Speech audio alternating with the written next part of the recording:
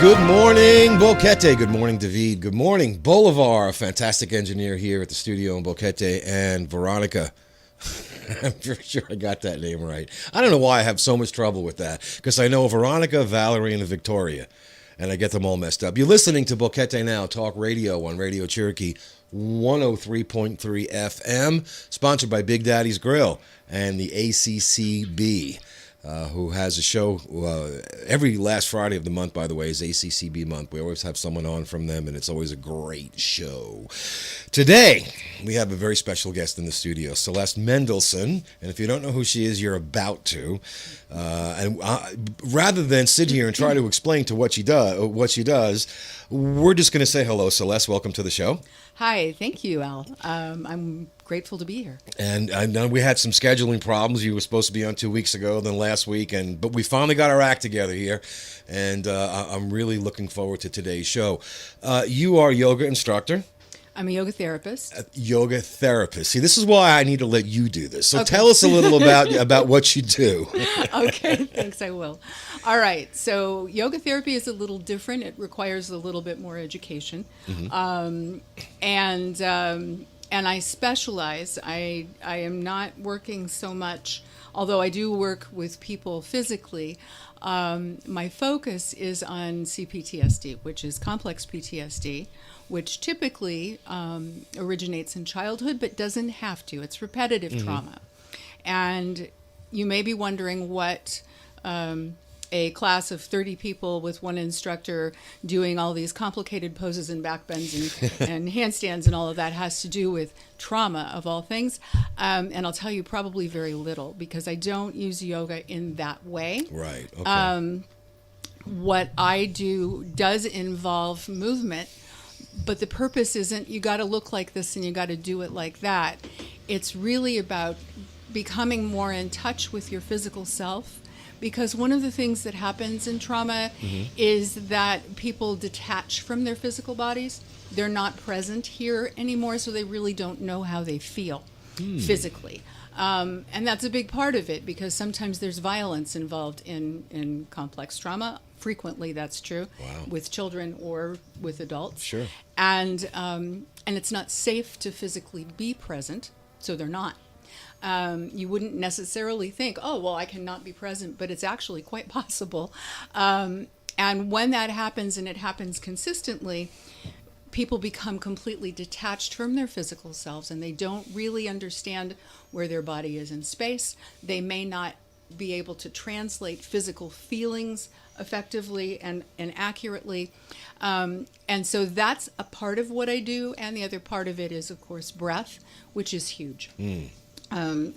Trauma survivors tend not to breathe, and it doesn't matter whether that's somebody who was in the war in Afghanistan or whether it was somebody who lived with alcoholism as a child. The tendency is that we hold our breath or we breathe very shallowly, and it's a fear response. It comes from the sympathetic and the parasympathetic nervous system, and it's that I'm holding my breath because I'm afraid if I breathe you'll hear me. Or you'll know that I'm here. That's pretty deep right there. Yeah. I wonder if that has any connection to sleep apnea. It totally does. As a matter of fact. See, yes. I'm glad I brought that up. Yeah. Yeah. Wow. It can. Sleep issues are a big thing for trauma survivors. Insomnia is a pretty standard complaint for people who have CPTSD. And there are a lot of pieces to that puzzle. It's not like you can say, well, okay, this is the thing. Sure, yeah. But breath is a big part of it, and people who can't take a full deep breath because they've compressed their belly so tight against their sternum that or their rib cage, it's like right, because your diaphragm has to move in order to breathe. Well, yeah. And if you're holding your belly in, if you're sucking in your gut, soldier, okay, so that's true. Like again, PTSD from the military, that's a thing. Or you're a woman walking around going, I want to look skinny, or you're a trauma survivor, or all of the above. you're not getting a full breath because your diaphragm can't move. Yeah. And if your diaphragm can't move, you're not getting a good inhale or exhale. And so you're breathing about 1/3 of your lungs as opposed to the whole thing. And that's fascinating because I think a lot of people don't really understand the importance of just the simple act of taking a deep breath. And I've had a lot of guests on the show that deal with either trauma. I've had yoga instructors. I've had all kinds of people on the show over the last couple of years that deal with your body, the body. And the one common thing that goes through all of this is breathing. Take a deep breath, ground yourself, center yourself, however it's presented. That seems to be something that is paramount to everything. It totally is. It totally is. People who can't breathe well can't think well. I mean, your brain requires oxygen. Sure. And if you're not getting it, is it surprising that you're anxious? Well, you may have anxiety from events and PTSD and whatever, but the bottom line is, if you're not breathing, that anxiety gets worse. Because your brain is going, hello, I need oxygen. Hello, I need oxygen. It's trying to tell you something. And you're not listening because you don't know how. You're disconnected. And the shallow breathing, that's I hadn't ever put that together because obviously, I haven't had anyone like you on the show yet who has put that together. But about 10, 15 years ago, I'd gone in, I have Parkinson's disease. So I'd gone in to have some tests done. And the doctor says to me, you need to go to have the sleep test.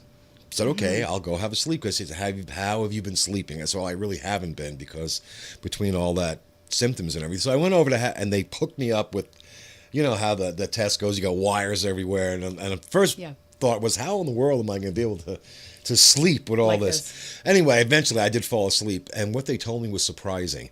They said in an hour, I had anywhere between 180 and 200 incidences of my breath being abnormal and that I breathe extremely shallow. Yeah. And they gave me the machine to take home, which I can't use. I'm one of the 20% of people. I can't use it. No, I can't sleep with it. Oh, no. It just, I think alien, right? The thing on your head. Yeah. And I've tried all the different things, but that's a whole other show. But I never thought, and we talked earlier, before the show, and I want to get to some of that because it's absolutely fascinating. But I am personally not aware of any trauma that I had when I was a child. But yet, I do have breathing issues. It doesn't mean that you had trauma. It doesn't necessarily. Because there are people out there, they're going to think, No. People can have sleep apnea problems and not have a trauma history. So it'd just be a physiological thing. Right. Yeah. But is it something that comes along with trauma frequently? Yes, because of that thing that we were talking about. It's like they don't breathe well. And even when they are asleep, they may still have that tension in their gut, right? That keeps them in that red alert place of, things can happen. Even if I'm sleeping. It's like a constant state of alert. It is a constant state of red alert. Even when you're sleeping. It is a constant state of red alert. Sometimes it's even when you're sleeping. Frequently, I think. And it's part of the sleep problems, right? How can you sleep when you're on red alert? Sure, yeah. When you're waiting for, somebody to come home drunk and start yelling or, the anticipation. If that was your history as a child, sleep is hard. Wow. Sleep is hard. And you had mentioned just right before the show started about these things being passed on. And you told a fascinating story about rats. You want me to tell you that story I would again? love for you to tell everyone listening because I sat here when you told me that and that actually kind of blew my mind. So yes, please tell the rat story. Tell the rat story. Okay, so what I'm going to tell you about the rat story is I cannot remember the name of the study, which is a bummer because that would be really helpful. You could look it up and go, that's what she was talking about. But the story of the study goes like this.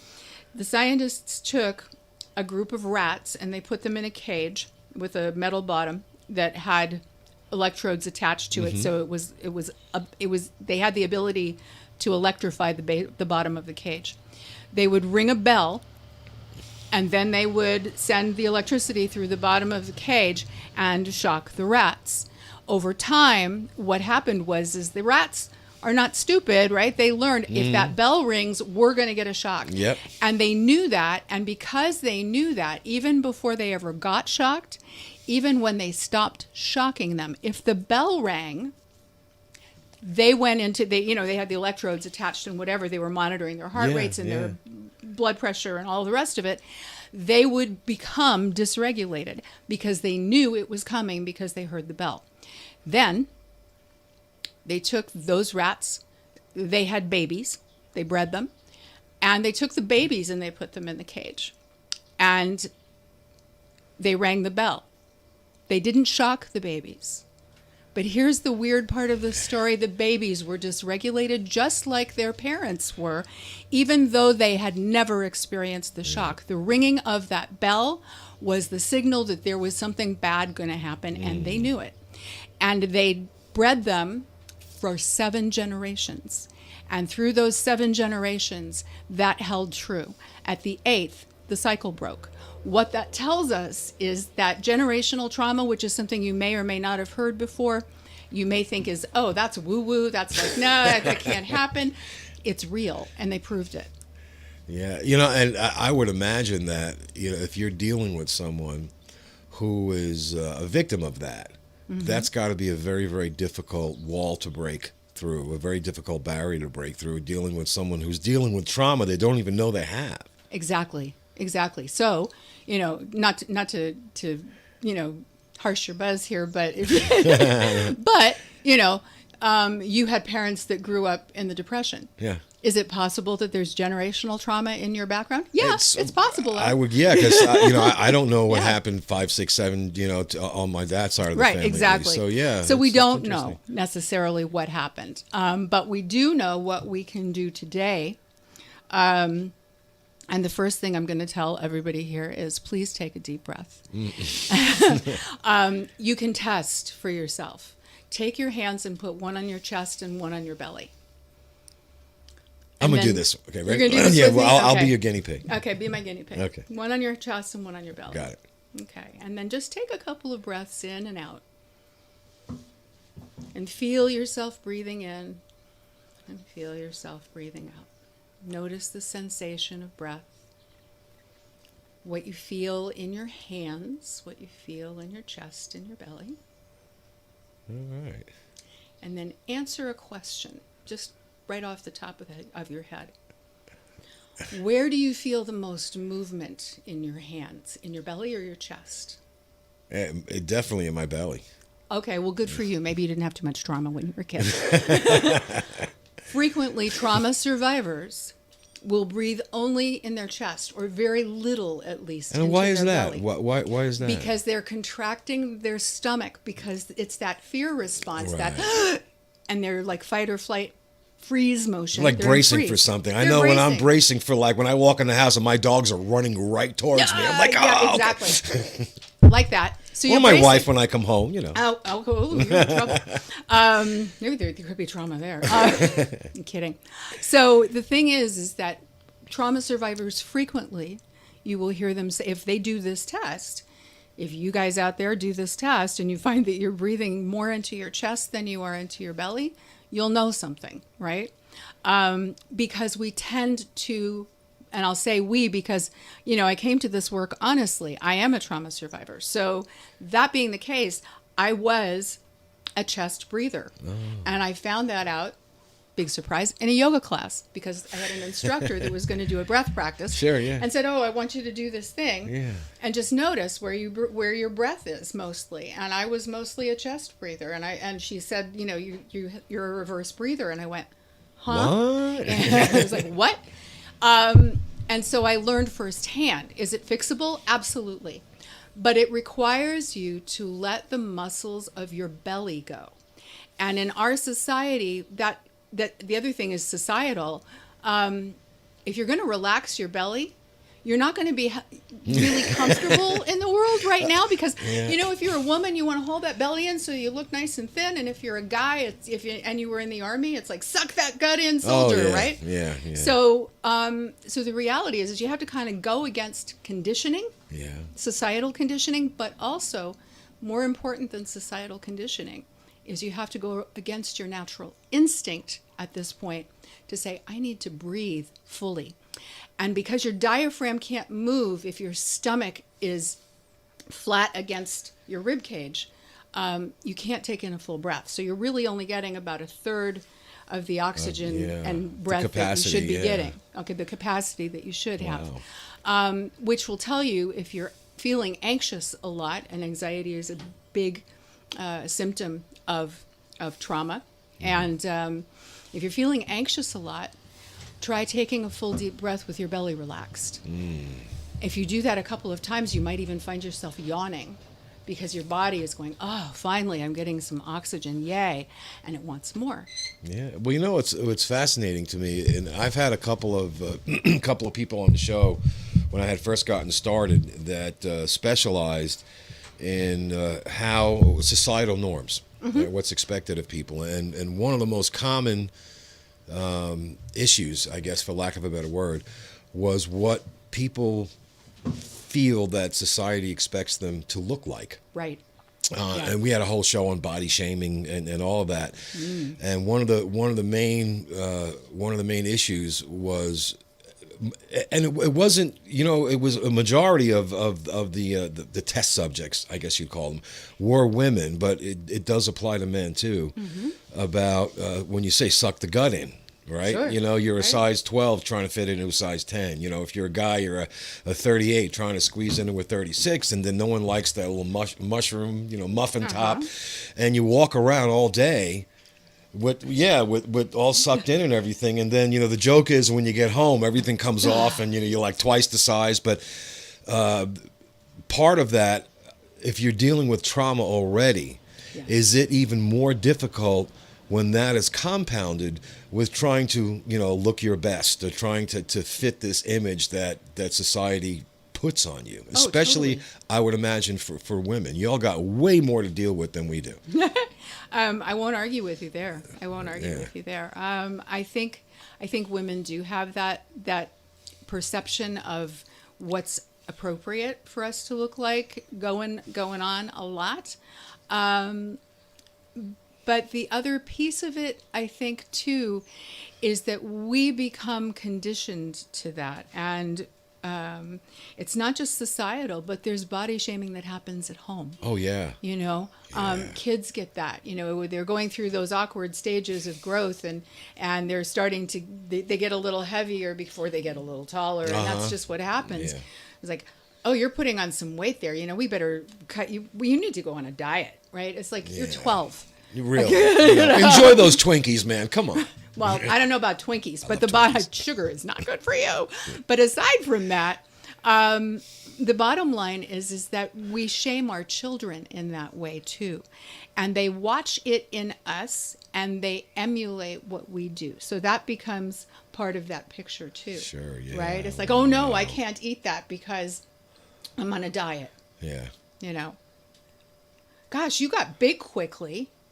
You know, look at that belly you got on you, girl. And that's trauma too. I guess if you're young and then those awkward years aren't just awkward at home. You know, they're awkward at school and everywhere. And I could definitely see how that would affect as you get older. As you know, the thing is yes, that's totally true, and that would be true for anybody. But if you are a complex trauma survivor, meaning you have a home that has that is not functional or not well functional, maybe you have a parent that has a problem with alcohol or drugs. Maybe somebody in your family is violent. Maybe your parents divorced. Maybe one of your relatives, close relatives, mother, father, brother, sister died when you were young. Maybe there's verbal abuse in your home. I mean, I'm giving a partial list here, and I want to talk about something that has been around actually for a very long time. It's called the Adverse Childhood Experiences Study. It was done in 1988 and published in 1989 by Kaiser Permanente and the CDC. Okay. And it is a list of 10 questions. And what they say, what they called it then, is adverse childhood experiences. Okay. And how that relates is these adverse experiences are also harbingers of trauma, of complex right. trauma. But what they related them to at the time was not that complex trauma issue, because that wasn't even A thing yet. a thing right? yet. Yeah. There wasn't even thought about, even in psychological circles.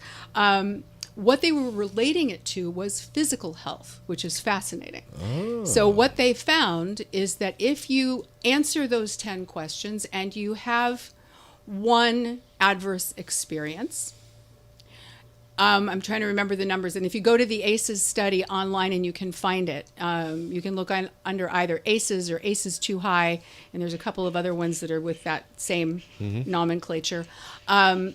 They have actually expanded it over the years, and I'm grateful for that, because initially it was very limited. But what they found, I want to say a 25% increase if you have one ACE, one adverse experience, in diabetes, cancer, heart disease, insomnia, drug addiction, et cetera, et cetera, et cetera, physical issues as well as emotional issues. And they were focusing on the physical at that point in time. Wow. So, and what they said at the end of that study was that if you took a room full of 10 people, probably about 4 in 10 would have at least one ACE, one adverse experience in their history. That's been revised. Okay. Now it's like 7 in 10. Wow. So Yeah. where this came into reality for me initially was because I was a yoga teacher when I read the ACEs study. I went, well, darn it. That means that if I have 10 students in my class, 4 of them are trauma survivors, that's not cool. We've got to figure out how to deal with that, Sure. because the truth is people who have trauma history don't react the same as people who grow up in a healthy environment. And they don't react the same to suggestion. They don't react the same to touch. They don't react the same to languaging. Wow. And I'll give you a personal example. Sure, I think I said I am also a trauma survivor. Yes, you did. So in my first yoga class, the thing that just really kept me coming back was the reality that when a teacher would give me an instruction to do something, I frequently couldn't figure out what the heck to do. My body, and I thought I was, I'm flexible, I'm cool, I'm, I got this. I got No, this. you I can don't. do yoga. I can do this. I couldn't figure out where to put my feet. I couldn't figure out how to turn my body. She would say, and I'd be like, do what? And when that happened, of course, I'd be looking around the room trying to figure out what's everybody else doing, right? Because I couldn't make it make sense. And I recognized that I couldn't take her instruction and follow it, and I couldn't figure out why. Wow. And it wasn't until years later I read a book. It's called The Body Keeps the Score by Dr. Bessel van der Kolk. And I found myself highlighting and underlining and going, oh my God, this is my life. And I went... And he talked about not that body dysmorphia, not being able to be present in your body, not being able to make things make sense. Yeah. Okay. And I went, that's me. That was me. Okay. I got it.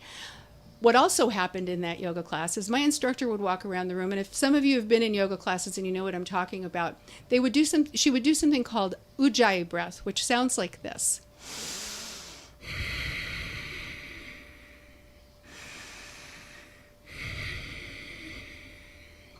It's that very deep breathing. It kind of sounds like Darth Vader. I was just it thinking kind of that, sounds like Darth Vader. So we have a negative input with that already, Yeah, right? I It kind know. of sounds like Darth Vader. Now that breath is supposed to be good for focus and energy when you're doing, strong yoga poses. But she would walk around the room like that with her arms crossed, which you guys can't see, of course, but my arms are crossed. It's on video. This is on video too? Yeah. Oh, okay, cool. Okay, hi guys. With their arms crossed. And walk up behind you and check out your posture. And make adjustments if there was something, you'd move your shoulders, or she would touch your shoulders or do whatever. And this woman would walk up behind me with that breath. And so I knew she was there. And then I would see her out of the corner of my eye, and her arms would be crossed. And she'd stand there for a minute, and then she'd walk away. She never adjusted me. Huh. And I want to tell you so what I know today is very different from what I understood then. What I understood then from that was, well, that she's doing that breath, and I knew what Ujjayi breath was, but that didn't connect. Didn't connect with you. I didn't hear it that way. Hold on. It's the joys of having a semi-outdoor studio. Yes, I got it. All right. Continue. Okay, so so she did that breath, and my thought was, she is disapproving of me. I am not in the right position. I'm doing something wrong. So I'm trying to straighten up and I'm trying to do it the best I think I know how. And of course she's got her arms crossed, and I'm like, okay, that's a sign of disapproval. Yeah, I was just going to say that. Yeah. And then she would walk away, which said to me at the time, I'm not even worth adjusting. Oh, man. I'm hopeless. Wow. That's what my brain said. Now here's the weirdness of this. I kept going back to that class. Uh-huh. She was still my teacher. Sure. She offered a 200-hour teacher training. I took it. Mm-hmm. She offered a 300-hour teacher training afterwards. I took it. This was a woman who I thought didn't like me, and I am taking her training classes. Wow. That's kind of insane, guys. If you don't understand that, it really is. That's trauma. So putting myself in dangerous situations. I mean, it wasn't really a dangerous situation, but my perception was that it was a dangerous situation, and I was there anyway. That's what happens to trauma survivors. We think that's what we deserve. We think that's what we get. We don't like it, but we accept it. Wow. Accepting unacceptable behavior is an absolute reality with people who live through childhood trauma. Man. So I'm in her 300-hour training, and we're having a group discussion. And as we're having this group discussion, she's talking about how do you walk up behind, how do you work with people in a class, how do you adjust, how do you do things like that. And she says, well, you guys all know, you've been in my classes, so when I walk up behind somebody, I always use Ujjayi breath so they know that I'm there, so that I don't surprise them. So that was not what you had. That is not what I thought was going on at all. Yeah. And it actually, and I didn't initially, do you know what? I didn't actually initially process that. I didn't process it as she said it. I discounted it. It wasn't until like a couple years later when I read Dr. Van der Kolk's book and understood some of the things about trauma, and I was like just working on me, trying to figure out how to shift my own trauma issues.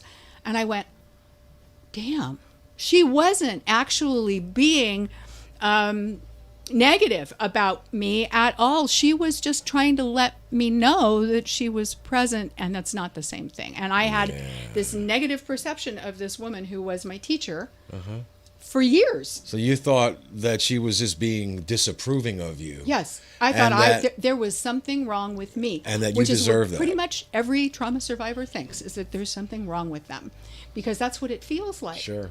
So I guess what I want to say is that our perceptions, those of us with trauma history, that especially if it's unaddressed, our perceptions are not always accurate. Yeah. We frequently have a disproportional picture of what is true in the world, and what it is that we react to. Yeah. So I want to say about that ACEs study one more time. If you're interested, find it. ACES, Adverse Childhood Experiences Study. I'm going to put fascinating. When the show is usually over the weekend, what I do is I do a promo. A post-production promo where I have the video and I put that, and I also put links and information in there. So at some point, if you would remind me, because my brain doesn't work the way it should anymore. Yeah, the name of that book, right? Yeah. And whatever information that you think that the listeners should know, and I will definitely include that. And you know what I do a lot when I have extremely interesting guests on? is I use my family as, I bounce ideas off of. Hey, I learned this because I'm learning stuff. I've learned so much in the last 2 years from people in this community. For sure. My daughter is in her third year of her doctoral program for being a chiropractor.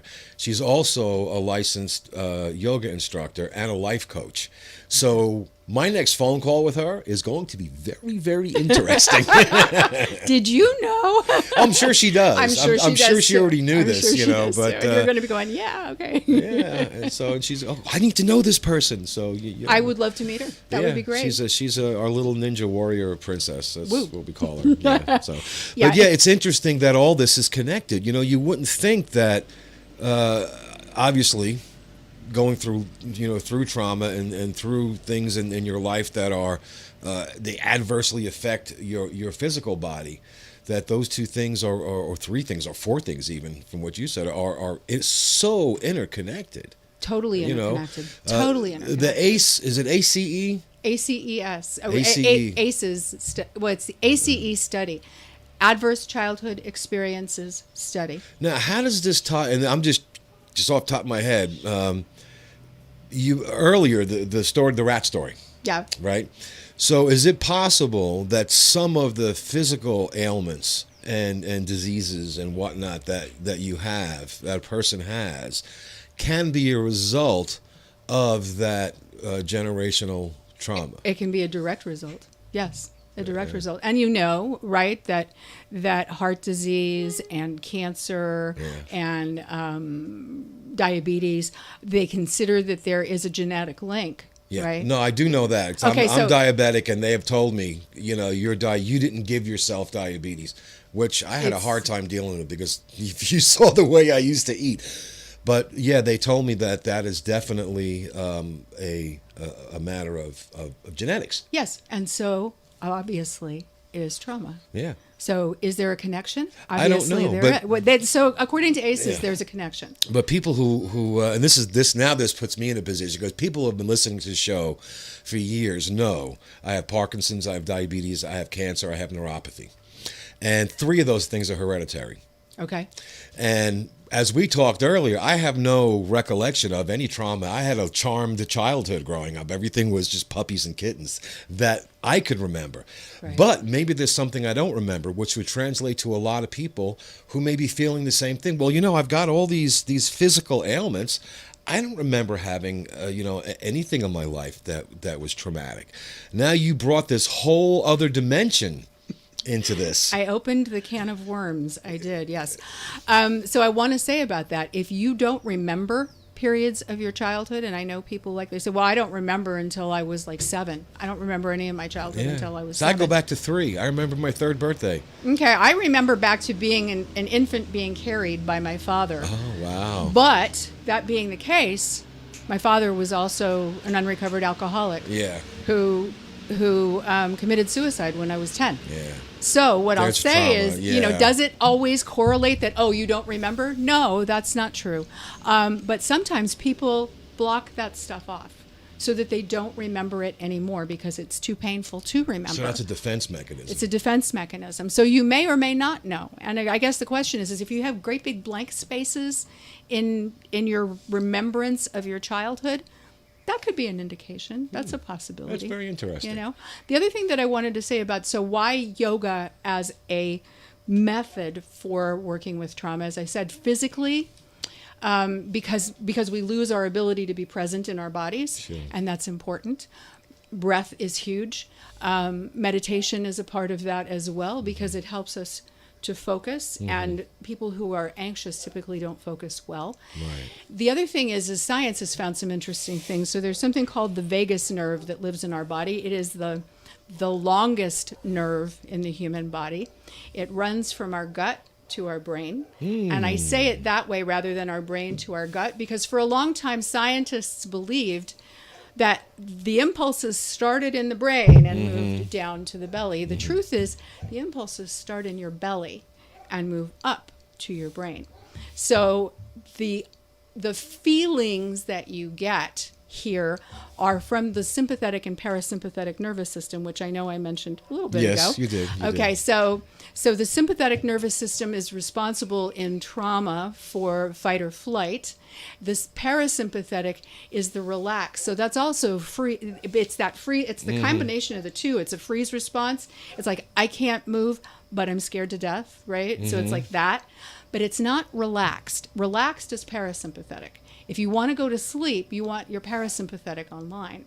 You cannot have your parasympathetic online if your brain is racing with thoughts of, oh my God, what's going to happen now? And I don't know what's going to happen tomorrow. And I may lose my job today. And da-da-da-da-da. You know, when our brain is running, wow. right?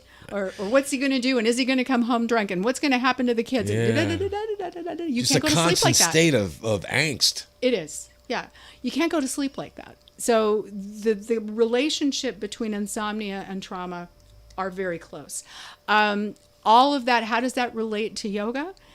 This is all stuff that I learned how to deal with and overcome with yoga. This was my own journey. When I read that, I mean, I was a yoga teacher.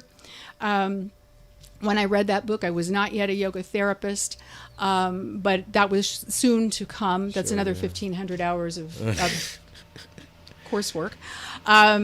But when I read that book and I recognized, and he also talks about, Dr. van der Kolk talks about yoga as a way in.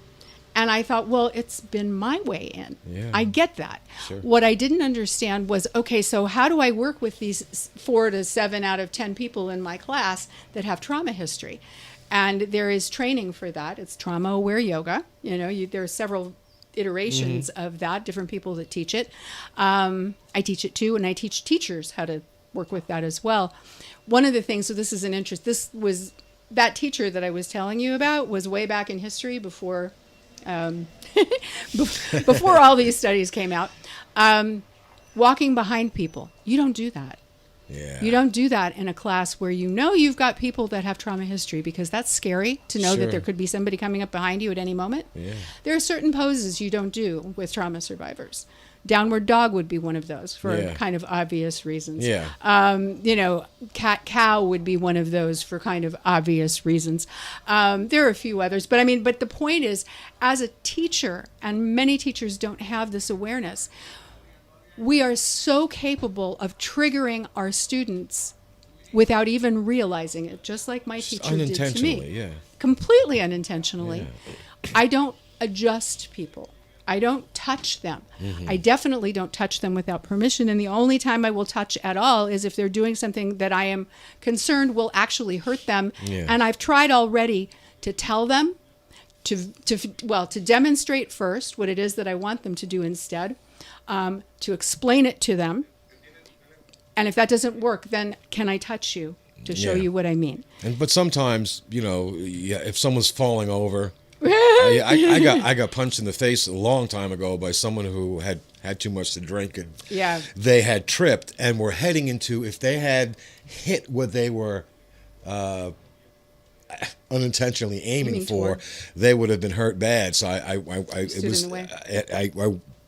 really my reaction, I reached down, I grabbed her in an inappropriate spot unintentionally, and the elbow came back and gave me a black eye, and I was like, well, sorry, but you would have punctured your face on a spike fence, right?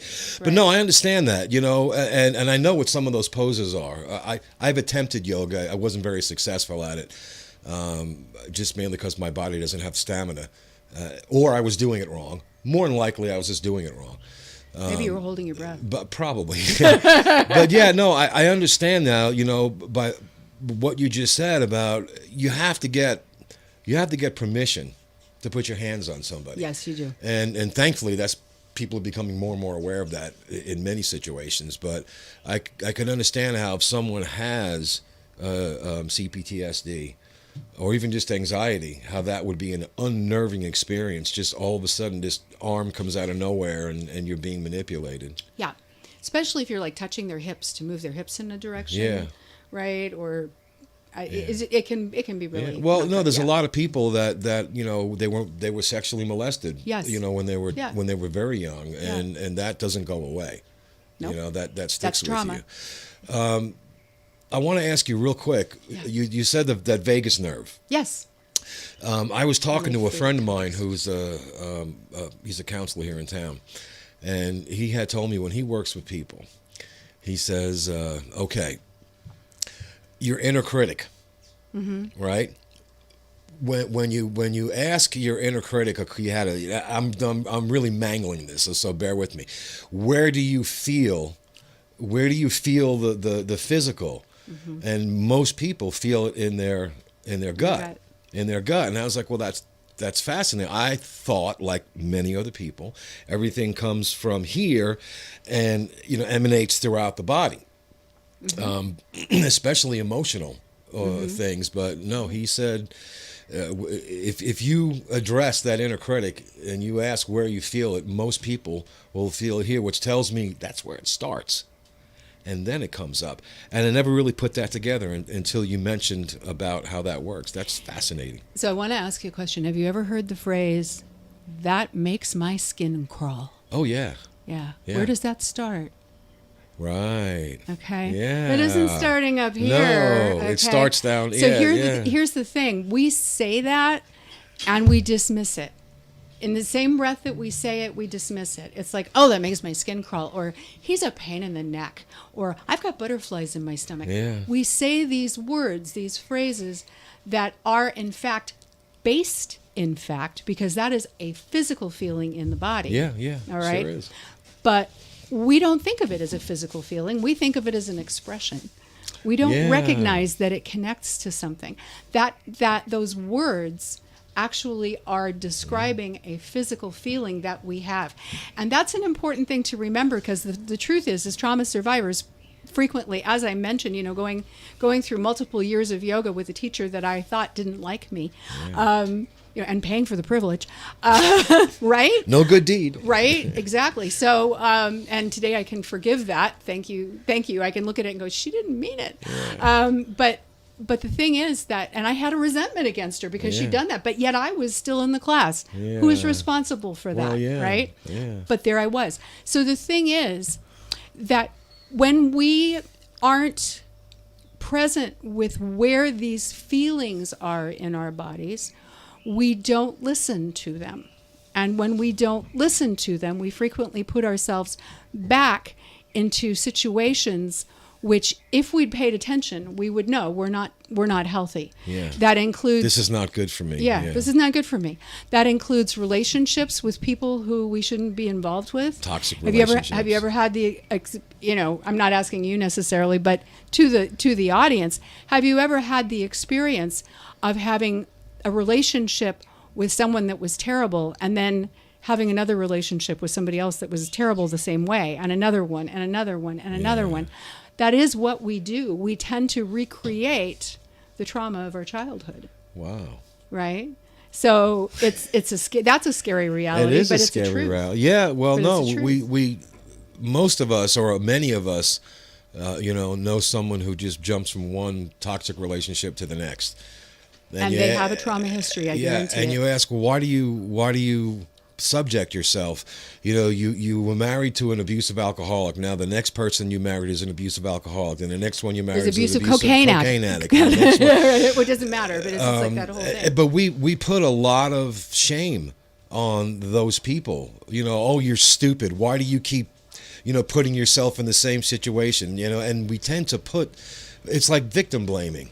Well, that's exactly the case. And the thing that's sad about that is they blame themselves more than we could ever blame them. Yeah. And it only reinforces when we go, God, what are you doing? What are you, stupid? This is, you know better than this. When we do that, we only make it worse. We make it worse, yeah. And that feeling, that gut feeling, right? Butterflies in the stomach. I've been around people who have had at a very moment something happened to them that triggered them, and the first thing they do is throw up.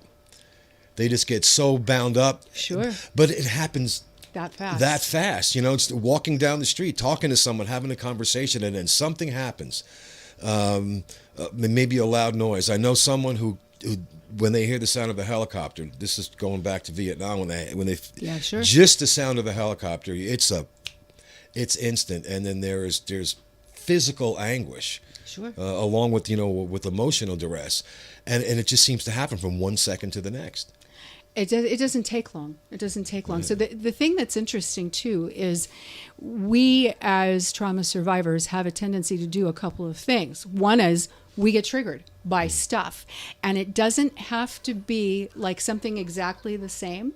Mm-hmm. Right? It's like, so, you were with an abuser, and then you got another abuser. Mm-hmm. No, it could be as simple as somebody saying a word or a phrase in a certain tone of voice mm-hmm. that can instantly trigger you. Yeah. It can trigger you to irrationality. Mm-hmm. It can also trigger you to something completely different, which is very interesting, which is dissociation, which mm-hmm. is I'm gone. I'm not present. That was one of the things that happened in my yoga training classes when I was early on, which is, the instructor would be up there, she'd be talking, and I couldn't tell you today what it was that she said. Just blank. All of a sudden, an hour later, I'm back in my body going, what the heck? What? Where did I go? Yeah. If you've ever had the experience, it's shaming to yourself, thinking, I wanted to hear this, and I don't have any idea what she said. Yeah, I missed it. I mean, I'm paying for this class. Sure. I want to learn this stuff. Yeah, and then you don't want to go back and say, I don't want to say, you know what? I didn't hear anything you said. Can you can you repeat that? I want to record you. Can I record this? Right? Because that was something that happened to me. It happens frequently to trauma survivors. Is that they dissociate. They just go away. That's something that I can teach people how to recognize as it starts, so that they can bring themselves back. Breath is a key to that. It's not the only key to that, but that's part of it. Dysregulation is the other thing, which is that, all of a sudden going bug-ass crazy, right? It's like, over something that was like somebody said one thing and you're just like nuts. Yeah. Because it's a trigger.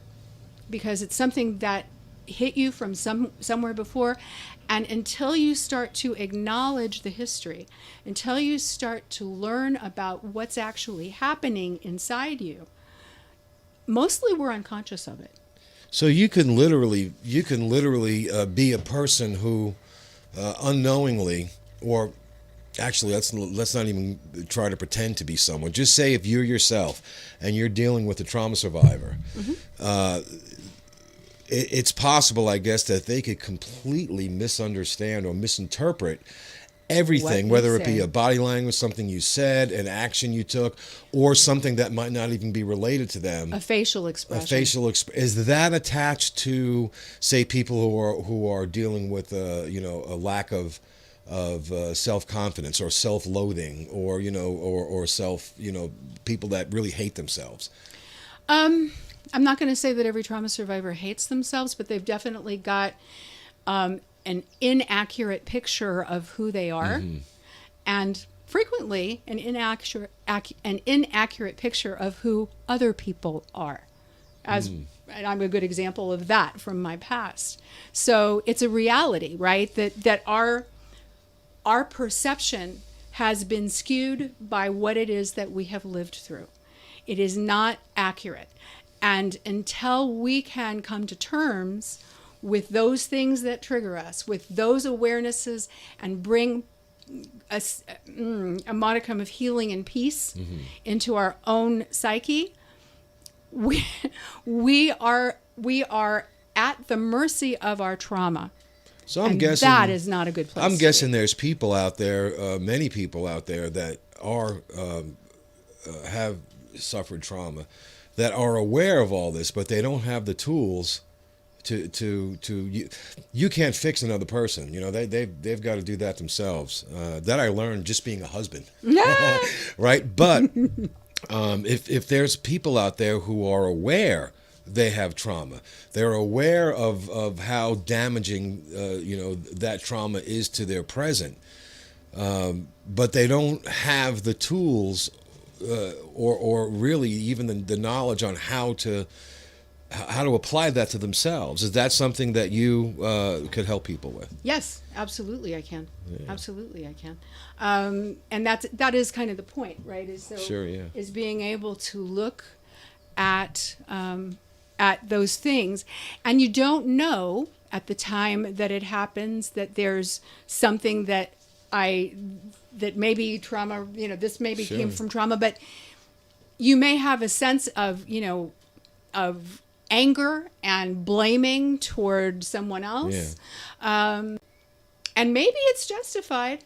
Maybe there's legitimacy. Sure. But if you think about it later and you're sitting there going, well, maybe I was a little bit, no, he deserved that. Because we justify our own, what I want to say, our own behavior, because we are so traumatized by life in general that we don't even recognize how our behavior is dysfunctional as well.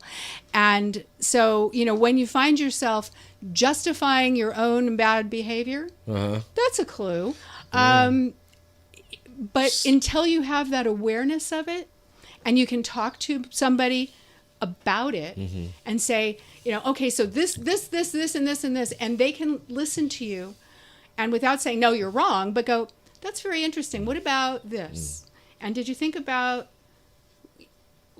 what happened here? And what happened for you there? Where did you feel that in your body? What was going on for you when? Sure.